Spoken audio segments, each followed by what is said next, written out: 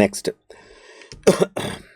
Question number 7ലേക്ക് നീങ്ങാൻ മക്കളെ. January 29th shift 1 question number 7 നോക്കാം. The correct increasing order of stability of the complex is based on lambda naught values. ഇത് actually കുറച്ചൊരു based on lambda naught values എന്ന് പറയുമ്പോൾ കുറച്ചൊരു ambiguity ഉണ്ട്. Actually അവർ ഉദ്ദേശിക്കുന്നത് CFSE crystal field stabilization energy consider ചെയ്തിട്ട്, നിങ്ങൾക്കറിയാം CFSE ഏറ്റവും നെഗറ്റീവ് CFSE ഉള്ള കോമ്പൗണ്ട് ആയിരിക്കും ഏറ്റവും സ്റ്റേബിൾ ആയിട്ട് വരാൻ പോകുന്നത്. ക്രിസ്റ്റൽ ഫീൽഡ് സ്റ്റെബിലൈസേഷൻ എനർജി ഏറ്റവും നെഗറ്റീവ് ഉണ്ടെങ്കിൽ ഏറ്റവും സ്റ്റേബിൾ ആയിരിക്കും, ക്ലാസ്സിലൊക്കെ പറയുന്നതാണ്. അപ്പോൾ അതാണ് ബേസിക്കലി കാൽക്കുലേറ്റ് ചെയ്യാൻ ഉദ്ദേശിക്കുന്നത്. ലാംഡ നോട്ട് വാല്യൂസിലും കൂടുതൽ CFSE കാൽക്കുലേറ്റ് ചെയ്യുക, അതാണ് ബേസിക്കലി ഉദ്ദേശിക്കുന്നത്. പക്ഷേ ക്വസ്റ്റനിൽ ചെറിയൊരു ആംബിഗ്വിറ്റി ഉണ്ട്. ബട്ട് എനിവേ നമുക്ക് നോക്കാം, ഓരോന്നിൻ്റെയും CFSE നമുക്ക് കാൽക്കുലേറ്റ് ചെയ്ത് നോക്കാം. പെയറിങ് എനർജി നമ്മളിവിടെ കൺസിഡർ ചെയ്യുന്നില്ല.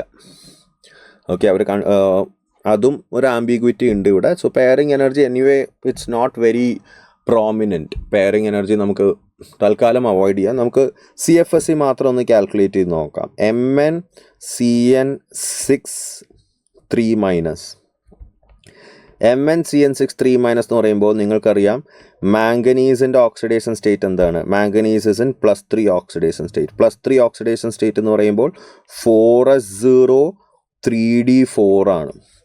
4s0 3d4 ഒക്ടാഹിഡ്രൽ ആണ്. ഒക്ടാഹിഡ്രൽ എന്ന് പറയുമ്പോൾ ബേസിക്കലി നിങ്ങൾക്കറിയാം EgT2G സ്പ്ലിറ്റിംഗ് ഉണ്ട്. ആൻഡ് സ്ട്രോങ് ഫീൽഡ് ലിഗാൻഡ് ആണ്. സ്ട്രോങ് ഫീൽഡ് ലിഗാൻഡ് എന്ന് പറയുമ്പോൾ പെയറിങ് നടക്കും. സോ 1 2 3 4 T2Gയിൽ 4 ഇലക്ട്രോൺസ് വരുന്നുണ്ട്. CFSEയുടെ ഫോർമുല എല്ലാവർക്കും അറിയാലോ. ക്രിസ്റ്റൽ ഫീൽഡ് സ്റ്റെബിലൈസേഷൻ എനർജി എന്താണ്? -0.4 into NT2G plus 0.6 into NEG plus N star P ആണ് വരിക. അപ്പോൾ തൽക്കാലം നമ്മളിവിടെ പെയറിങ് എനർജി കൂട്ടുന്നില്ല, അതിൻ്റെ വാല്യൂസ് ഒന്നും തന്നിട്ടില്ല. സോ പെയറിങ് എനർജി നമ്മൾ നെഗ്ലക്റ്റ് ചെയ്യുകയാണ് ഇവിടെ. അപ്പോൾ ഇതിൻ്റെ CFSE വാല്യൂ എത്ര വരും? CFSE value over here will be, നിങ്ങൾക്കറിയാം T2Gയിൽ തന്നെയാണ് 4 ഇലക്ട്രോൺസും വരുന്നത്. So it will become -0.4 into 4. ഒരു ഡെൽറ്റ നോട്ട് ഉണ്ട് ഇവിടെ, സോറി. CFSEയുടെ ഫോർമുലയിൽ CFSE will be equal to -0.4 into N T2G plus 0.6 into NEG delta naught, the whole multiplied by delta naught plus N star P ആണ് കേട്ടോ. അപ്പോൾ ഇവിടെ -0.4 into 4, EGയിലൊന്നുമില്ല, EGയിൽ electrons ഒന്നും കാണുന്നില്ലല്ലോ. സോ NEG 0 ആണ്, ഇൻറ്റു ഡെൽറ്റ നോട്ട് വരും. The whole multiplied by delta naught, that is nothing but -1.6 delta naught. അത്രയും energy release ചെയ്യും. And we are also assuming വേറൊരു കാര്യം, ഞാനത് അവസാനം പറയാം. ഈ ക്വസ്റ്റനിൽ ചെറിയ ചെറിയ അപാകതകളുണ്ട്, ഒരു കംപ്ലീറ്റ് ക്വസ്റ്റ്യൻ അല്ല. എന്നാലും ചെറിയ അപ്രോക്സിമേഷൻസ് ചെയ്യാതെ, അല്ല അസംഷൻസ് ചെയ്യാതെ ഈ ക്വസ്റ്റ്യൻ മുന്നോട്ട് നമുക്ക് പോകാനും പറ്റില്ല. നെക്സ്റ്റ് നമുക്ക് നോക്കാം COCN6 4-. ഇതിൽ ഓക്സിഡേഷൻ സ്റ്റേറ്റ് എന്താണ്? കൊബാൾട്ടിൻ്റെ 2+ ആണ്. കൊബാൾട്ട് 2+ എന്ന് പറയുമ്പോൾ നമുക്ക് 4s0 3d7 ആണ്.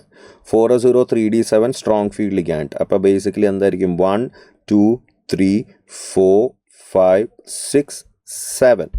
അപ്പോൾ CFSE എത്ര വരും മക്കളെ? CFSE കാൽക്കുലേറ്റ് ചെയ്ത് നോക്കാം. CFSE will be equal to T2Gയിൽ എത്രയുണ്ട്? 6 എണ്ണം ഉണ്ട്. സോ -0.4 into 6 പ്ലസ് EGയിൽ എത്രയുണ്ട്? 1 എണ്ണം ഉണ്ട്. So 0.6 into 1 the whole into delta naught, that is equal to -2.4 plus 0.6 minus 1.8 delta naught, -1.8 delta naught കിട്ടും അല്ലേ. അഗെയിൻ പെയറിങ് എനർജി ഞാനിവിടെ കൺസിഡർ ചെയ്യുന്നില്ല കേട്ടോ, നെഗ്ലക്റ്റ് ചെയ്യുകയാണ്. നെക്സ്റ്റ് നമുക്ക് നോക്കാം FeCN6 4-. FeCN6 4-. FeCN6 4- എന്ന് പറയുമ്പോൾ Fe is in +2 oxidation state. Fe is in +2 oxidation state. Okay. +2 oxidation state എന്ന് പറയുമ്പോൾ കോൺഫിഗറേഷൻ വരാൻ പോകുന്നത് 4s0 3d6 ആണ്. സ്ട്രോങ് ഫീൽഡ് ആണ്. സോ ബേസിക്കലി ഈ 6 ഇലക്ട്രോണും T2Gയിൽ തന്നെ വരും. സോ CFSE എത്ര വരും? CFSE will be R and T2G ഉണ്ട്. So it becomes 6 into minus 0.4, that is minus 2.4 delta naught എന്ന് വരും, minus 2.4 delta naught. And finally we have one more, which is FeCN63 minus FeCN63 minus എന്ന് പറയുമ്പോൾ Fe is in +3 oxidation state. +3 oxidation state എന്ന് പറയുമ്പോൾ 4s0 3d5 ആണ് വരിക, 4s0 3d5. അപ്പോൾ 5 ഇലക്ട്രോണും T2Gയിൽ തന്നെ, സ്ട്രോങ് ഫീൽഡ് ക്യാൻഡൽ 5 ഇലക്ട്രോണും T2Gയിൽ വരും. സോ ബേസിക്കലി CFSE എത്രയാണ് വരിക? 5 into 0.4. 5 into 0.4 എന്ന് പറയുമ്പോൾ -2 into delta naught എന്ന് വരും. അപ്പോൾ നിങ്ങൾ നോക്കിക്കേ മക്കളെ, CFSE വാല്യൂസ് സാർ ഇവിടെ കളർ കൊടുക്കുകയാണ്. ഏറ്റവും കുറവ് CFSE, അതായത് ഏറ്റവും നെഗറ്റീവ് CFSEയുടെ അർത്ഥം എന്താണ്? The energy released when the complex is formed. ഇവിടെ എല്ലാത്തിലും ഒരു പെയറിങ് എനർജി ഞാൻ നെഗ്ലക്ട് ചെയ്തൊക്കെയാണ്.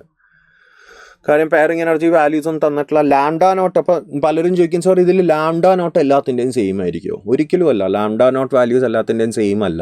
പക്ഷെ ഫോർ ദ ടൈം ബീങ് നമുക്ക് ലാംഡാ നോട്ട് വാല്യൂ ക്വസ്റ്റ്യൻ ചെയ്യാനായിട്ട് ലാംഡാ നോട്ട് വാല്യൂ സെയിം ആയിട്ട് എടുത്തേ പറ്റൂ.